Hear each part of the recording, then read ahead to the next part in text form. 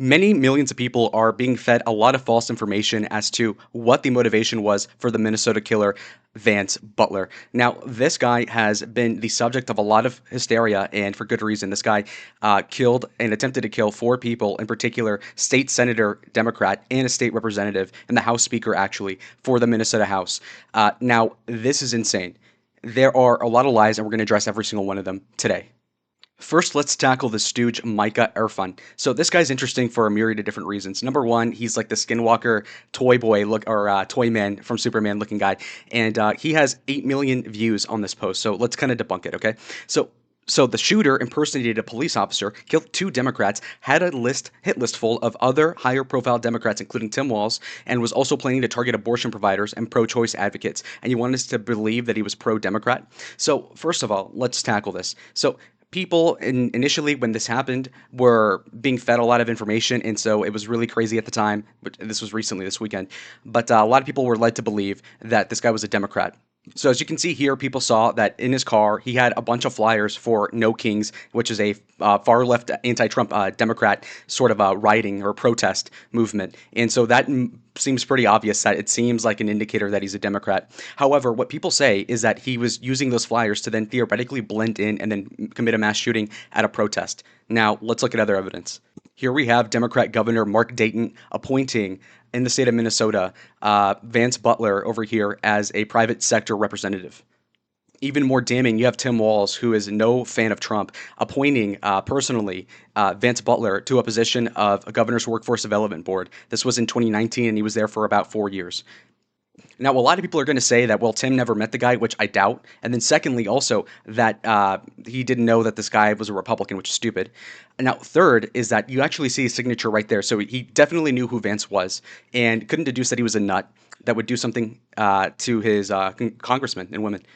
For more conflicting evidence, we have this screenshot posited by liberals on Twitter where they're saying that there's no way this guy could have been a liberal had he had this sort of stuff on his Facebook. It shows that he was really into religion, that he would go preaching at places, and that he had evangelist music in his profile, which correlates, of course, with being Republican. However, this guy is not really somebody who follows rules, obviously. Like if you were to tell me that a father of five, 57-year-old white dude would go on to commit murder, I'd be like, dude, that's stupid.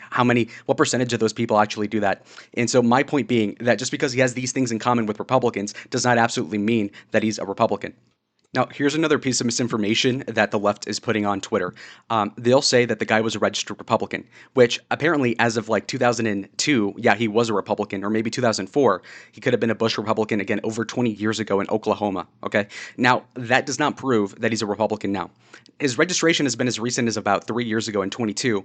However, in Minnesota, they don't have partisan denominations as to, you can't really look up if somebody's a Democrat or a Republican on file. So what you're begging the question of is that the Democrats want you to believe that this guy has been a Republican since 2004 and hasn't changed his mind at all, despite working for Tim Walz and having the protest flyers that are anti-Trump in his car.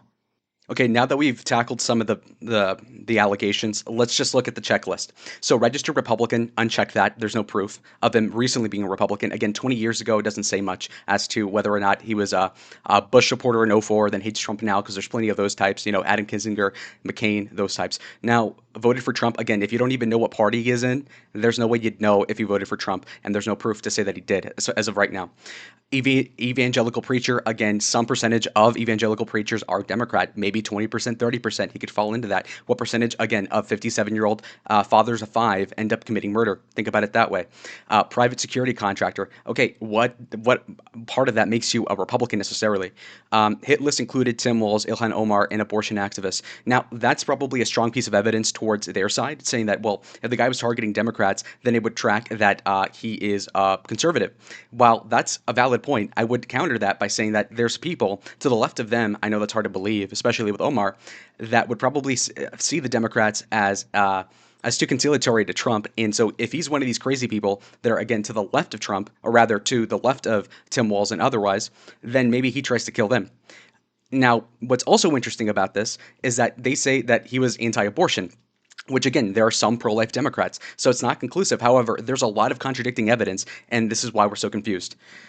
Followed anti-LGBTQ hate groups on Facebook. First of all, the phrasing there makes you really tells you all you need to know that it's a Democrat that wrote this. And so hate group is a strong term. A lot of old people are anti-gay as a practice, and they're not hateful per se. Okay, now this is another really weird detail. The plot thickens. Democrat shows are insisting that Vance Butler lived in a small house with a Papa John's delivery guy who swears he's a Trump supporter. The reality is he's married with a family and owns that he owns on a sprawling property and a very large home. Now, this is where presumably he's supposed to live with this like fat dude that has a Papa John shirt. Now, why does that make sense if you are married and have 5 children? Okay, wouldn't you be living with your wife and kids? It doesn't really make sense. Now, this is the guy who claims that he's a Trump supporter. Again, if my roommate were a Trump supporter, I'd probably have evidence, be it a MAGA hat, a MAGA flag, text messages of him supporting Trump, anything of the like. So far, people have dug up anything on social media that points to support for the president. Not that that would even mean that it's Trump's fault, by the way, but that's just an important detail. Now, this huge McMansion is actually the house that his family lived in. Yet, what they're saying is that he worked as some like eye thing, I don't know, and that he lived in the smaller house with the other dude as a 57-year-old man because it was closer to the job, which I find to be very weird.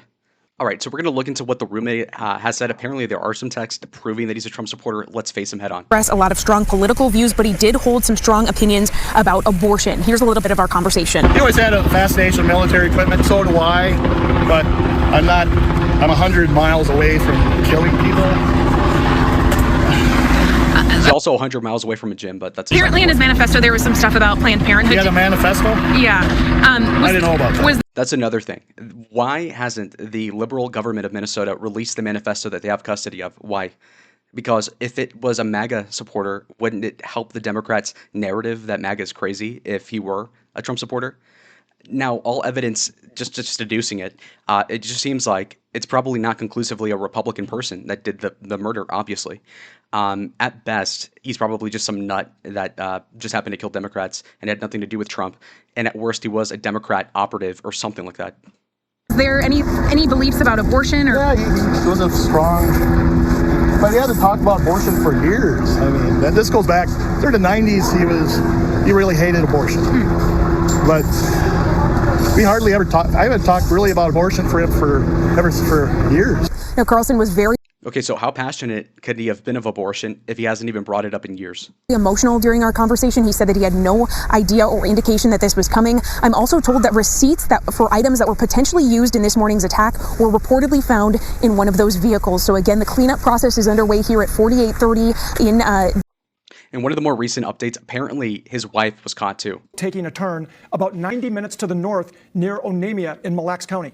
Multiple law enforcement sources with direct knowledge of what happened tell 5 Eyewitness News there was a traffic stop at a convenience store near Onamia. Between 10 and 11 a.m. this morning, law enforcement made a traffic stop involving a vehicle carrying several relatives of Vance Boelter, including his wife. We have talked to an eyewitness who says about a dozen law enforcement squads converged on the vehicle and remained on the scene for 2 to 3 hours. We are also told by several of our sources the vehicle contained a weapon, ammunition, cash, and passports. So it seems like she was trying to run away. Now, to our knowledge, no one in that group has been arrested, just detained for questioning. It's also unclear why they were stopped, whether they were being tracked, or if it was a random traffic stop. Interesting. I'm going to be honest with you guys. After all that research, I'm honestly more confused than when I started today.